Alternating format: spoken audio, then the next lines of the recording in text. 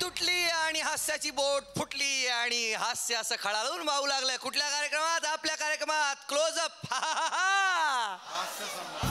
आता येत आहेत पुढचे दोन स्पर्धक, एका मागोमाग एक. आपला जसा पॅटर्न आहे तसाच. श्रीनिवास लखपती आणि गणेश देशमुख.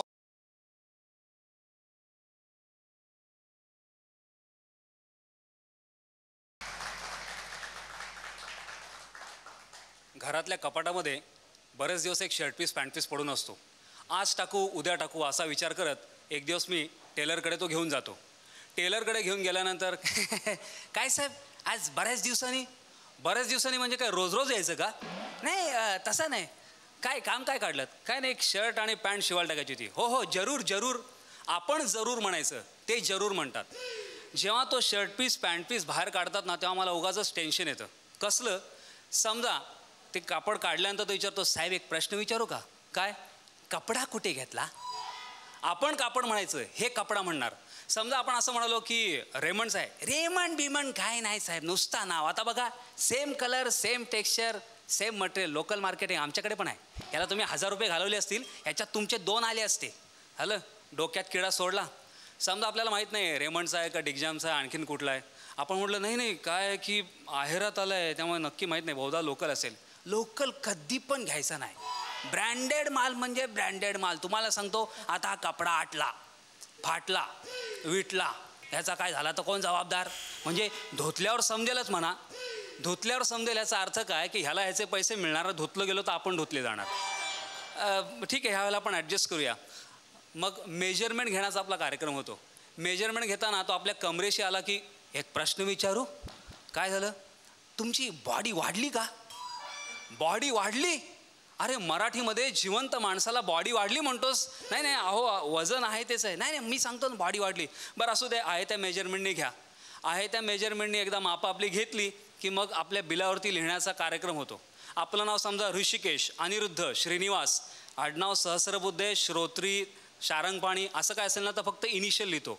जोशी कर्वे पाटील जोग असेल ना तर लफ्फेदार इंग्रजीत लिहितो, कारण त्याचं इंग्रजीत तेवढंच मर्यादित असतं. एकदा बिल लिहिलं की ॲडव्हान्स टोटल बॅलन्स हे झाल्यानंतर तो कॅलेंडरकडे बघतो. 17 18 नाही 21 22 नाही. नॉर्मली कपडे आपल्याला 1 आठवड्यात शिवून मिळतात, पण हा 1 आठवड्याची आपल्याला तारीख द्यायची तर 2 आठवड्याची देतो. 2 आठवड्यानंतर आपण जेव्हा डिलिव्हरी घ्यायला जातो तेव्हा त्याचा कारिगर दातात सुई घालत बसलेला असतो. काय आलं शेट कुठं आहे? शेट बाहेर गेला आहे. कधी येईल? काय सांगून नाही गेला. अजून 1 आठवडा जातो. 3 आठवड्यानंतर आपण जेव्हा जातो तेव्हा साहेब तुम्हाला सांगतो एवढा टेन्शन माझ्यासाठी अजून 2-3 दिवस काढा बास, बाकी काय नाही. 4था आठवडा जातो.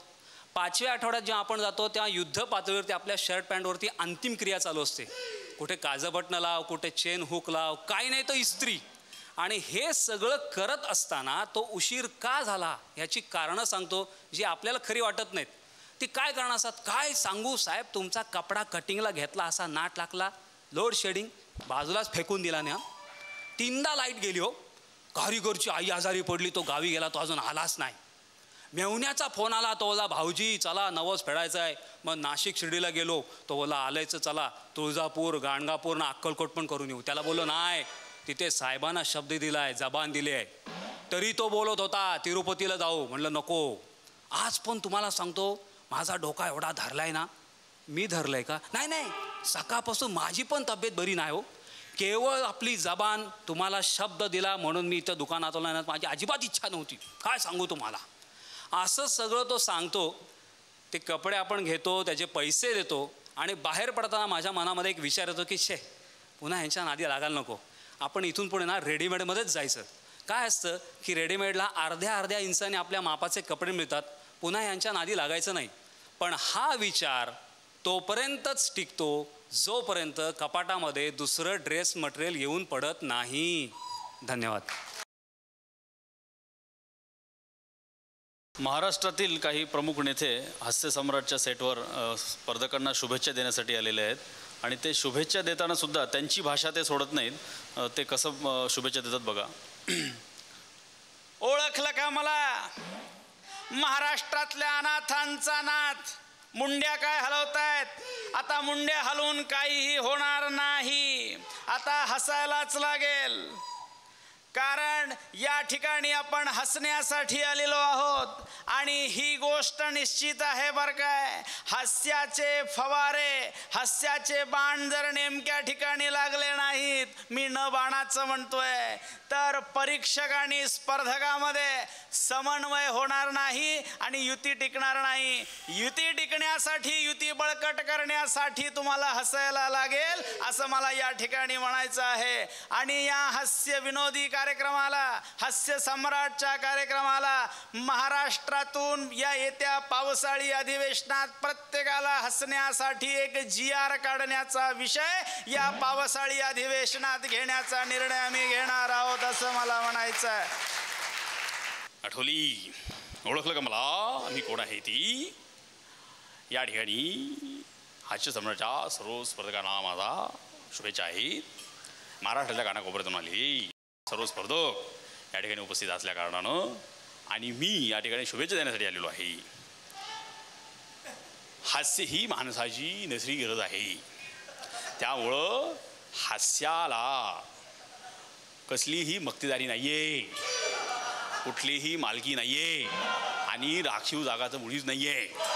त्यामुळं तुम्ही खळखळून हसा. माझ्याकडे विनोद नाहीये.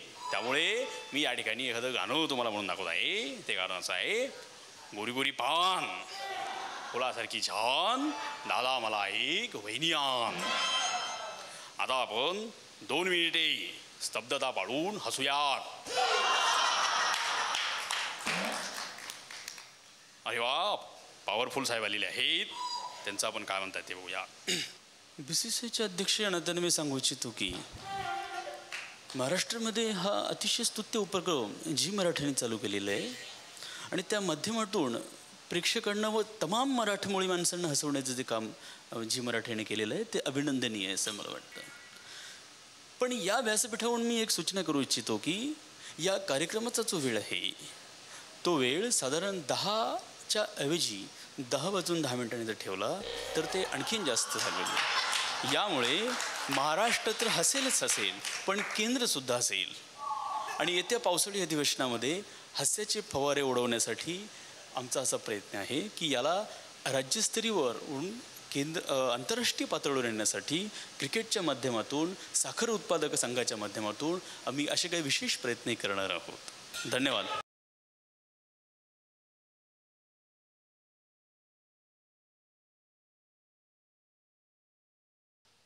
सब लोग बोलते थे हमने खाया है चारा और हमारा चढ़ जाता था पारा. तो हमने राबड़ी से पूछा क्या करे, तो कहे महाराष्ट्र में एक जी मराठी है, उस पर प्रोग्राम आता हास्य सम्राट, वो देखो. तो इसलिए हम वो देखने का शुरुआत किया. हमको बहुत मज़ा आया. हम हंसते भी ऐसे ही हैं, अविराम भी ऐसे लेते हैं. एक छोटा सा अविराम हास्य विश्रांति बोलते हैं. हाँ.